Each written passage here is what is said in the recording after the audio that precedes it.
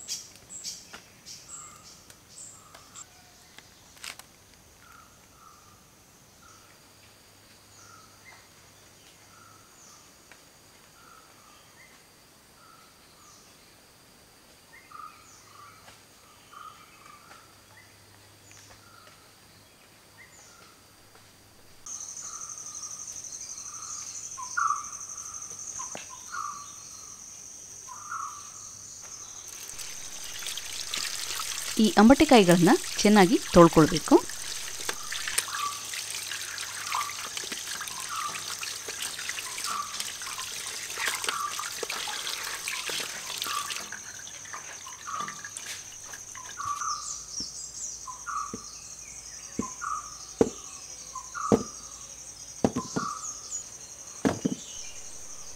ಈ ಅಂಬಟೆಕಾಯಿಗಳನ್ನು ನಾನಿವಾಗ ಬಿಸಿಲಿನಲ್ಲಿಟ್ಟು ಸ್ವಲ್ಪ ಬಾಡಿಸ್ಕೊಳ್ತೀನಿ. ಅಂದಾಜು 1 ರಿಂದ 2 ಗಂಟೆಗಳಷ್ಟು ಹೊತ್ತು. ಹೀಗೆ ಬಾಡಿಸ್ಕೊಳ್ಳಿಲ್ಲ ಅಂದರೆ ತುಂಡುಗಳನ್ನು ತೆಗೆಯೋದು ಕಷ್ಟ ಆಗುತ್ತೆ. ತುಂಬ ಬಿಸಿಲಿದ್ದರೆ 1 ಗಂಟೆಯಷ್ಟು ಹೊತ್ತು ಬಾಡಿಸ್ಕೊಂಡ್ರೆ ಸಾಕು.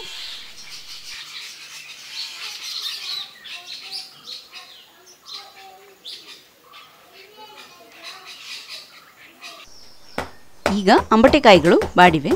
ನಾನು ಇದನ್ನು ಈ ರೀತಿ ಜಜ್ಜಿಕೊಂಡು ತುಂಡುಗಳನ್ನು ಬಿಡಿಸ್ಕೊಳ್ತೀನಿ.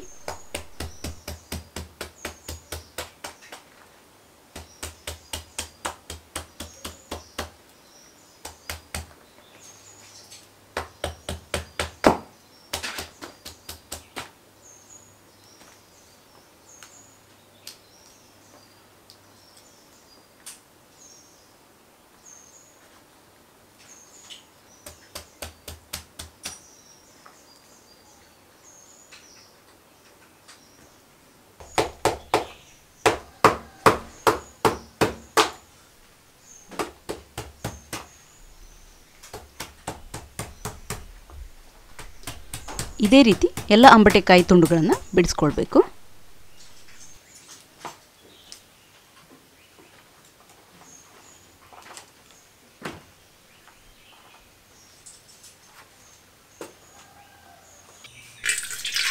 ನೆಕ್ಸ್ಟು ನಾನು ಉಪ್ಪು ನೀರನ್ನು ರೆಡಿ ಮಾಡ್ಕೊಳ್ತೀನಿ. ಇಲ್ಲಿ ಒಂದು ಪಾತ್ರೆಗೆ ನಾನು ನೀರು ಹಾಕ್ಕೊಳ್ತೀನಿ.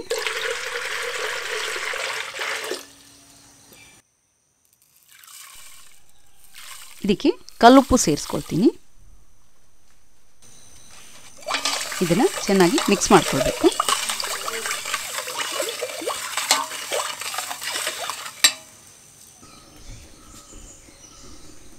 ಈಗ ನಾನು ಈ ನೀರನ್ನು ಕುದಿಸ್ಕೊಳ್ತೀನಿ. ಇದರಲ್ಲಿ ಉಪ್ಪು ಕರಗಿ ಚೆನ್ನಾಗಿ ಕುದಿ ಬರಬೇಕು.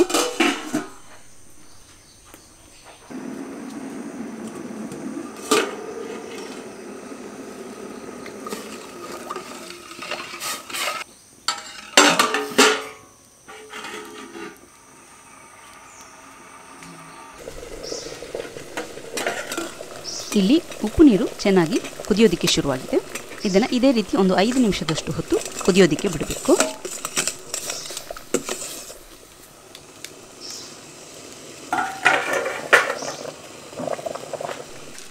ಉಪ್ಪು ನೀರನ್ನು 5 ನಿಮಿಷಗಳಷ್ಟು ಹೊತ್ತು ಚೆನ್ನಾಗಿ ಕುದಿಸ್ಕೊಂಡ ನಂತರ ಸ್ವಲ್ಪ ಉಪ್ಪು ನೀರನ್ನು ನಾನು ಸೆಪ್ರೇಟಾಗಿ ಒಂದು ಬೌಲಲ್ಲಿ ತೆಗೆದಿಟ್ಟಿರ್ತೀನಿ ತಣ್ಣಗಾಗೋದಕ್ಕೆ. ಇದನ್ನು ನಾವು ಮಸಾಲೆ ಪೇಸ್ಟ್ ಮಾಡ್ಕೊಳ್ಬೇಕಾದ್ರೆ ಉಪಯೋಗಿಸ್ಕೊಳ್ತೀವಿ. ಈ ಉಳಿದಿರುವಂತಹ ಉಪ್ಪು ನೀರಿಗೆ ನಾನು ಮಾಡ್ಕೊಂಡಿರುವಂತಹ ಅಂಬಟೆಕಾಯಿ ತುಂಡುಗಳನ್ನು ಸೇರಿಸ್ಕೊಳ್ತೀನಿ.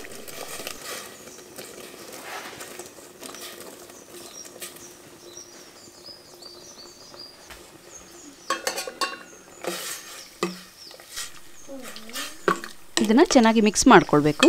ಒಂದು 2 ರಿಂದ 3 ನಿಮಿಷಗಳಷ್ಟು ಹೊತ್ತು ಉಪ್ಪು ನೀರಿನಲ್ಲಿ ಇದು ಚೆನ್ನಾಗಿ ಬೇಯಬೇಕು. ಅಂಬಟೆಕಾಯಿ ಈಗ ಇಲ್ಲಿ ಮೆತ್ತಗಾಗಿದೆ. ನಾನು ಈ ಉಪ್ಪು ನೀರನ್ನು ಸೋಸ್ಕೊಳ್ತೀನಿ.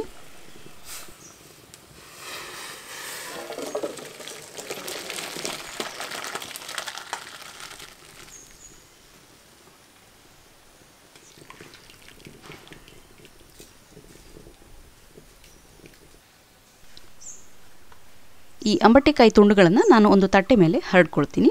ಇದು ಸಂಪೂರ್ಣವಾಗಿ ತಣ್ಣಗಾಗಬೇಕು. ಅಲ್ಲಿ ಅಂಬಟೆಕಾಯಿ ತಣ್ಣಗಾಗ್ತಿರ್ಬೇಕಾದ್ರೆ ಇಲ್ಲಿ ನಾನು ಮಸಾಲೆ ಪೇಸ್ಟನ್ನ ರೆಡಿ ಮಾಡಿ ಇಟ್ಕೊಳ್ತೀನಿ.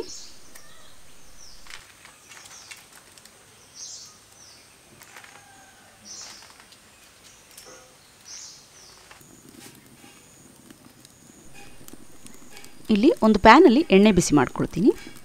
ಇಲ್ಲಿ ನಾನು ಎಳ್ಳಿನ ಎಣ್ಣೆಯನ್ನು ಉಪಯೋಗಿಸ್ಕೊಂಡಿದ್ದೀನಿ. ಎಳ್ಳಿನ ಎಣ್ಣೆ ಈ ಉಪ್ಪಿನಕಾಯಿಗೆ ಒಳ್ಳೆ ರುಚಿ ಕೊಡುತ್ತೆ. ನಿಮ್ಮ ಹತ್ರ ಎಳ್ಳಿನ ಎಣ್ಣೆ ಇಲ್ಲ ಅಂದರೆ ನೀವು ನಿಮ್ಮ ಹತ್ರ ಇರುವ ಯಾವುದೇ ಎಣ್ಣೆಯನ್ನು ಉಪಯೋಗಿಸ್ಕೊಳ್ಬಹುದು. ಎಣ್ಣೆ ಸ್ವಲ್ಪ ಬಿಸಿಯಾದ ನಂತರ ಒಣಮೆಣಸಿನಕಾಯಿನ ಹಾಕ್ಕೊಂಡು ಅದನ್ನು ಹುರಿದುಕೊಳ್ತೀನಿ.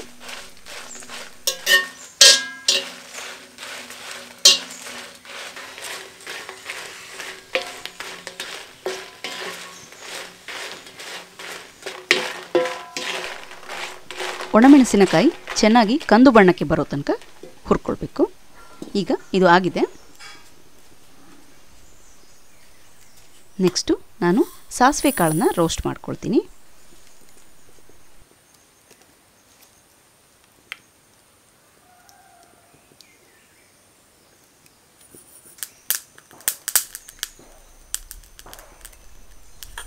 ಸಾಸಿವೆ ಕಾಳು ಚೆನ್ನಾಗಿ ಸಿಡಿಯೋ ತನಕ ಹುರಿದುಕೊಳ್ಬೇಕು.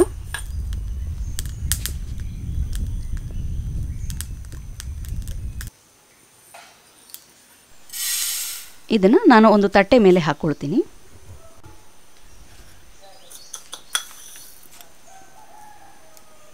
ಈಗ ನಾನು ಅದೇ ಪ್ಯಾನಲ್ಲಿ ಮೆಂತೆಕಾಳನ್ನು ಹುರಿದುಕೊಳ್ತೀನಿ.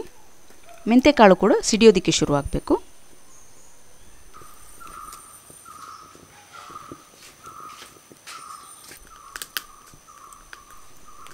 ಇಲ್ಲಿ ಮೆಂತೆಕಾಳು ನಸುವಾದ ಕಂದು ಬಣ್ಣಕ್ಕೆ ಬಂದಿದೆ, ಹಾಗೆ ಸಿಡಿತಾ ಇದೆ ಕೂಡ. ಇದಿವಾಗ ರೆಡಿ ಇದೆ. ಈಗ ನಾನು ಅದೇ ಪ್ಯಾನಲ್ಲಿ ಅರಿಶಿನ ಪುಡಿನ ಸ್ವಲ್ಪ ರೋಸ್ಟ್ ಮಾಡ್ಕೊಳ್ತೀನಿ.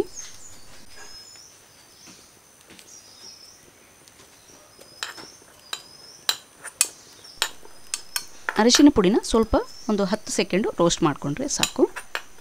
ಇದಿವಾಗ ಆಗಿದೆ.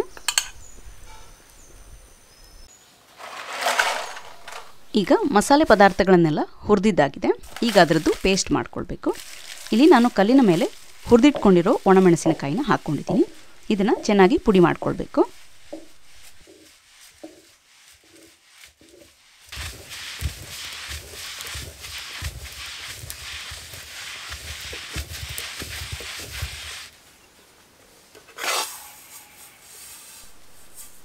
ಒಣಮೆಣಸಿನಕಾಯಿ ಚೆನ್ನಾಗಿ ಪುಡಿಯಾದ ನಂತರ ಉಳಿದಿರೋ ಮಸಾಲೆಗಳನ್ನು ಹಾಕ್ಕೊಂಡು ರುಬ್ಕೊಳ್ಬೇಕು.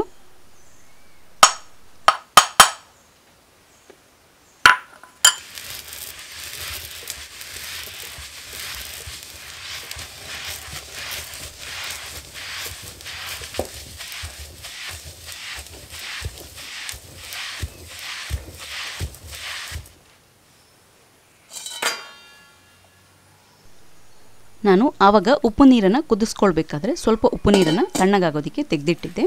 ಆ ಉಪ್ಪು ನೀರು ಇವಾಗ ತಣ್ಣಗಾಗಿದೆ. ಆ ಉಪ್ಪು ನೀರನ್ನು ಸೇರಿಸ್ಕೊಂಡು ರುಬ್ಕೊಳ್ಬೇಕು. ಈ ಮಸಾಲೆ ಪೇಸ್ಟನ್ನು ಸ್ವಲ್ಪ ತರಿತರಿಯಾಗಿ ರುಬ್ಕೊಳ್ಬೇಕು. ತುಂಬ ನುಣ್ಣಗೆ ಕೂಡ ಅಲ್ಲ, ತುಂಬ ತರಿತರಿಯಾಗಿ ಕೂಡ ಅಲ್ಲ. ನೋಡಿ, ಈ ಹದಕ್ಕೆ ಇರಬೇಕು.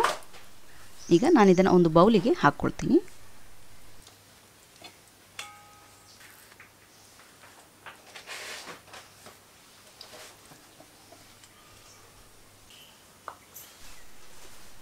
ಇದಕ್ಕೆ ಸ್ವಲ್ಪ ಕಲ್ಲು ತೊಳೆದ ನೀರನ್ನು ಸೇರಿಸ್ಕೊಳ್ತೀನಿ. ಇಲ್ಲಿ ನಾನು ಕಲ್ಲು ತೊಳೆಯೋದಕ್ಕೆ ಉಪ್ಪು ನೀರನ್ನು ಉಪಯೋಗಿಸ್ಕೊಂಡಿದ್ದೀನಿ, ಹಸಿ ನೀರನ್ನಲ್ಲ.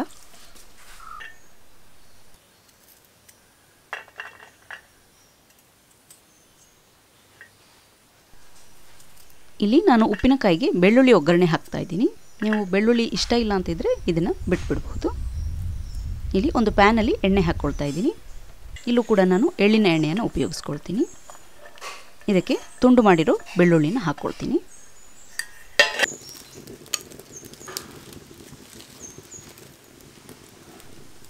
ಬೆಳ್ಳುಳ್ಳಿಯನ್ನು ನಾನು ನಸುವಾದ ಕಂದು ಬಣ್ಣಕ್ಕೆ ಬರೋ ತನಕ ಫ್ರೈ ಮಾಡ್ಕೊಳ್ತೀನಿ.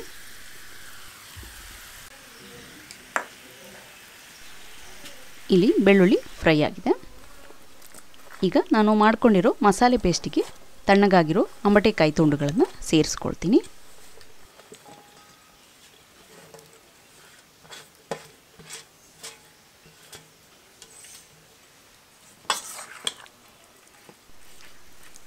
ಇದನ್ನು ಚೆನ್ನಾಗಿ ಮಿಕ್ಸ್ ಮಾಡ್ಕೊಳ್ಬೇಕು.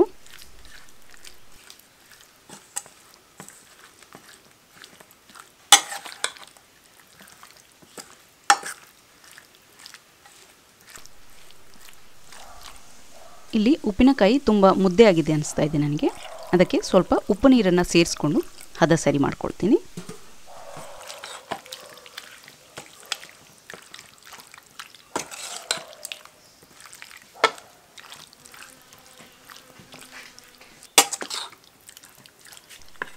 ನೋಡಿ, ಉಪ್ಪಿನಕಾಯಿ ಹದ ಈ ರೀತಿಯಾಗಿರಬೇಕು.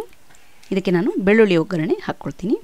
ಒಗ್ಗರಣೆ ತಣ್ಣಗಾದ ನಂತರ ಹೀಗೆ ಉಪ್ಪಿನಕಾಯಿಗೆ ಸೇರಿಸ್ಕೊಳ್ಬೇಕು. ಚೆನ್ನಾಗಿ ಮಿಕ್ಸ್ ಮಾಡ್ಕೊಳ್ಬೇಕು. ರುಚಿಯಾದ ಅಂಬಟೆಕಾಯಿ ಉಪ್ಪಿನಕಾಯಿ ಇವಾಗ ರೆಡಿ ಇದೆ. ನಾನು ಇದನ್ನು ಒಂದು ಏರ್ಟೈಟ್ ಜಾರಲ್ಲಿ ಹಾಕಿಟ್ಕೊಳ್ತೀನಿ. ಇದು ಮಸಾಲೆಗಳನ್ನು ಹುರಿದುಬಿಟ್ಟು ಮಾಡ್ಕೊಂಡಿರುವಂತಹ ಉಪ್ಪಿನಕಾಯಿ ಆಗಿರೋದ್ರಿಂದ ಇದನ್ನು ನೀವು ಜಾಸ್ತಿ ದಿನ ಹೊರಗಡೆ ಸ್ಟೋರ್ ಮಾಡ್ಕೊಳ್ಳೋದಕ್ಕೆ ಆಗೋದಿಲ್ಲ. ಜಾಸ್ತಿ ಅಂದರೆ 1 ವಾರದ ತನಕ ಸ್ಟೋರ್ ಮಾಡ್ಕೊಳ್ಬೋದು. ನೀವು ಇದನ್ನು ಫ್ರಿಜ್ಜಲ್ಲಿ ಇಟ್ಕೊಂಡ್ರೆ 1 ತಿಂಗಳ ತನಕ ಯೂಸ್ ಮಾಡ್ಕೊಳ್ಬೋದು.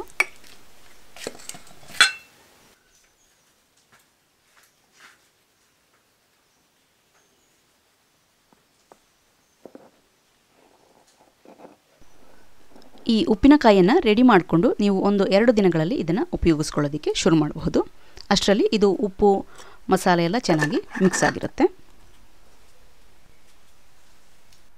ನೀವು ಕೂಡ ಈ ಉಪ್ಪಿನಕಾಯಿಯನ್ನು ನಿಮ್ಮ ಮನೆಯಲ್ಲಿ ಟ್ರೈ ಮಾಡಿ ನೋಡಿ, ಹಾಗೆ ನನಗೆ ಬರೆದು ತಿಳಿಸಿ ಹೇಗನ್ನಿಸ್ತು ಅಂತ. ಮತ್ತೆ ಇನ್ನೊಂದು ವಿಡಿಯೋದೊಂದಿಗೆ ನಿಮ್ಮನ್ನು ಭೇಟಿಯಾಗ್ತೀನಿ. ಅಲ್ಲಿಯವರೆಗೆ take care and thank you.